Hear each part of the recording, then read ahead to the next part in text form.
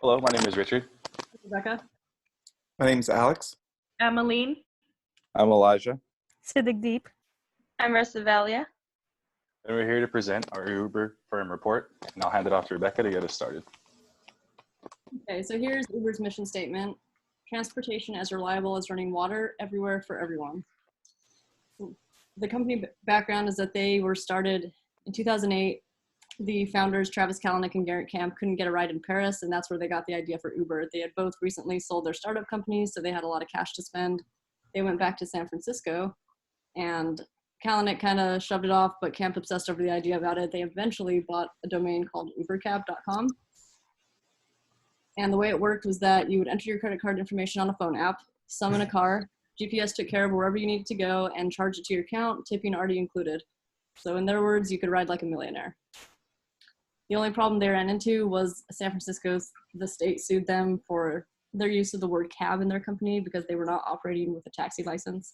They took it to court with them, they fought them. Kalanick was really aggressive about it, and they ended up winning. All they had to do was change their name to uber.com, which they bought from Universal Music Group for what was then like 2% of the company, which would be worth a lot more today. I'll hand it off to Alex. Awesome. And now I'm going to talk about the business model. So Uber is a smartphone app which provides on-demand service to its users. It connects willing passengers to drivers, and drivers use their own vehicles when providing taxi service, and Uber gets 20% of the fare. So if you'll notice on the right is the revenue generation business model, which main components are having different cab models to cater to everyone, like UberX, Uber Black, and Uber Taxi, and then also having surge pricing technology. Whenever the demand increases, per mile prices are automatically increased. And then next, I'll talk about the strengths in early development. So they were the first movers into the industry with the first transportation application service. They also had minimal infrastructure requirements with not having to own any of the cars for their drivers. And then they also have diversification and entering into new markets like Uber Eats and Uber Freight. And next, I'll pass it on to Elijah with the financials. Hi, so the two clippings you see here are from Uber's financial reports. And if you'd like to go see that, you can go on their website and look them up. And to start us off, I have to say that Uber shows a large increase in revenue from 2018 to 2019. And if you guys can read that, each sector that they generate revenue from is displayed here. And if we take a look at rides, we can see an 18% growth in revenue from 2018 to 2019. If we look at Eats, we see a 71% increase in revenue, which is tremendous. And it gets even bigger with freights with the increase of 74%. It must also be said that although with these increases in revenue, that we still, that's just one half of the profit equation. If we look at the pictures to the right, we could see their year-end profit loss statements. And in 2018, Uber managed to create a profit of 997 billion million. And if we look at 2019, although with their enormous increase in revenue from their streams, we see a loss of 8,506 million. And that wraps up our revenue and profit and loss. Thank you. Next, I'll talk about Porter's 5 forces model. The threat of new entrants is low because it is harder for a new company to establish themselves and find funding and investments from the investors. The threat of substitutes is high because of the indirect competition from public transportation.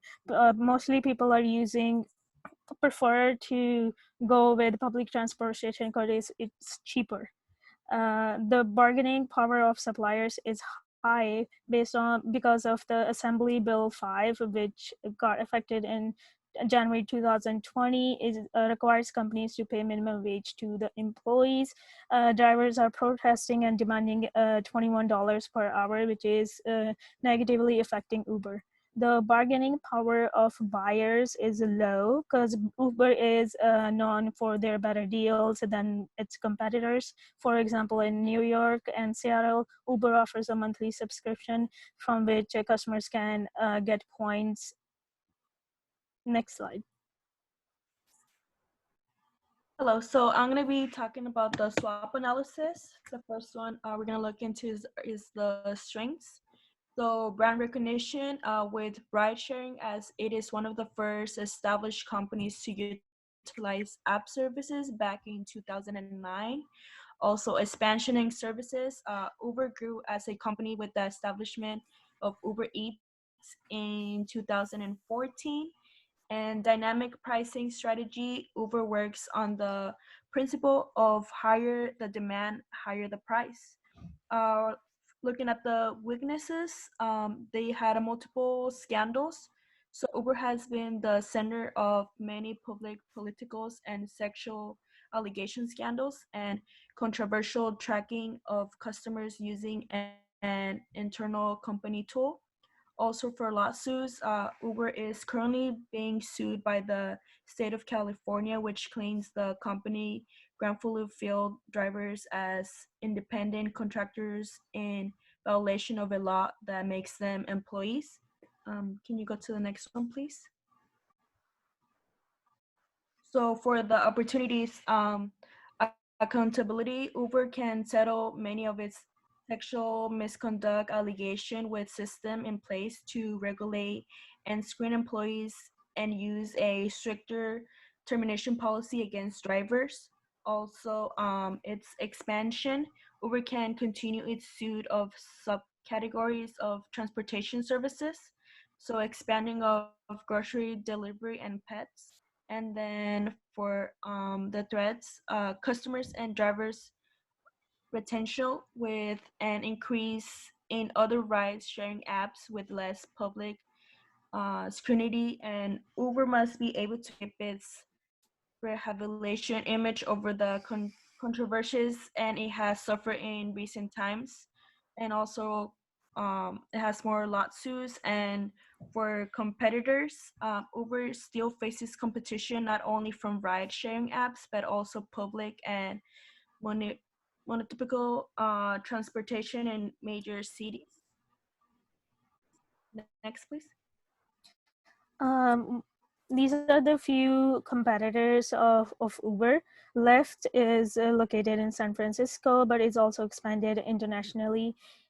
The next one is Ola, which is located in India, and it holds a big market share in India, and it's continuing to grow. Didi is known as Uber of China, and it has expanded to countries like Australia, Mexico, and Japan. For the local taxis and public transportation, there still is a threat to Uber. Next slide. Uber's competitive disadvantaging is surge pricing, which is the key annoyance for most of Uber's consumers. Its pricing method that involves increasing or decreasing prices as per the demand and supply of customers. Another one is trip cancellations due to unavailability of taxi or any other reasons. The drivers cancel the trip, causing a disruption on the plans of the passenger. Another one is a negative effect on drivers' income. Drivers rely on the surge charges to compensate for infrequent trips and low fares. However, due to the price competition and regular hiring of new drivers by Uber, it impacts the average earnings and morale of the drivers. They need to work for longer hours to earn sustainable income. Another one is negative impact on traditional taxis. Due to the cheap services, Uber is giving a tough fight to traditional car and taxi services in the form of losing customers and failing to earn regular income. Next slide, please. Uber's competitive advantage is technology, which is the reason for the rapid growth. They have added multiple features like being able to rate the driver and leaving suggestions for the company. Technology has made it easier for the company to pay its employees and have a better control over their budget. Another competitive advantage is their global network. Their main competitors are Lyft and other taxi services. Uber provides services around 65 countries and 600 cities. Their statistical analysis shows that they have 75 million riders worldwide and 3 million drivers that have completed around 150 million trips.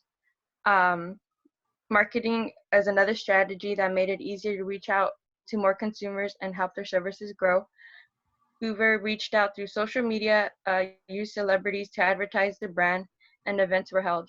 Uber has excellent customer service and customer loyalty, and they focus their attention on the convenience rather than prices. Next slide.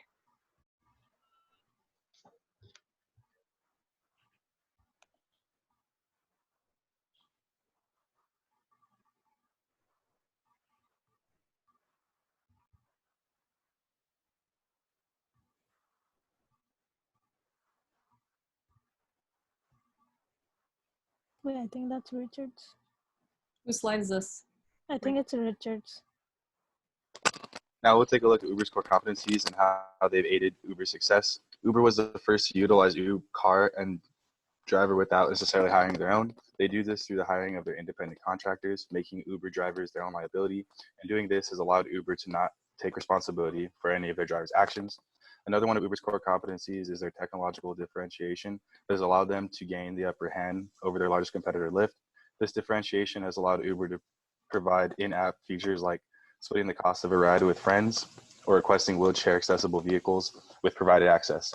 Another one of Uber's core competencies is their ability to successfully branch off into new markets while using their own technology. A prime example of this is through their Uber Eats technology delivering food service.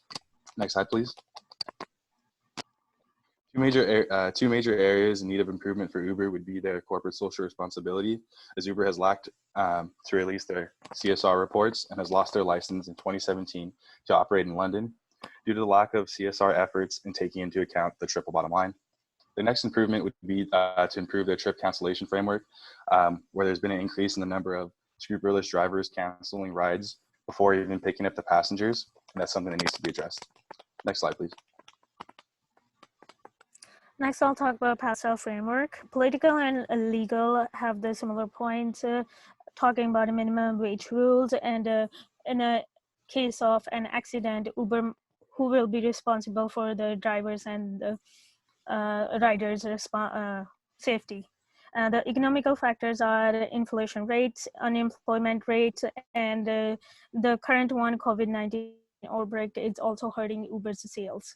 The social aspects are the population growth and decline due to the current COVID pandemic. Uber has to think about their target audience, and convenient and flexible hours for the drivers is also necessary to think about, and lifestyle attributes, better ride experience, and user-friendly and safe platform for the riders. The technical aspects are the level of innovation towards the mobile app as the market is growing. The communication methods are improving on the Uber app.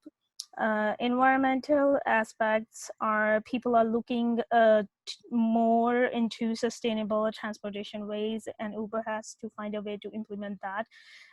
The next point is growing demand for electric cars, and also the fuel pricing is increasing, and traffic congestion. Next slide. All right, and then looking at the Rio framework to analyze the long-term competitive advantage, Uber is valuable through their distribution network, patents, and their employees. This shows their rarity with their massive financial resources, combination of services, company recognition, and their complex application algorithm. And then they're also costly to imitate with their marketplace technologies, company acquisitions, hiring and training strategy. And they're also a very organized company, first off with their application system, having 24-hour service, and then also the data analysis that their company has.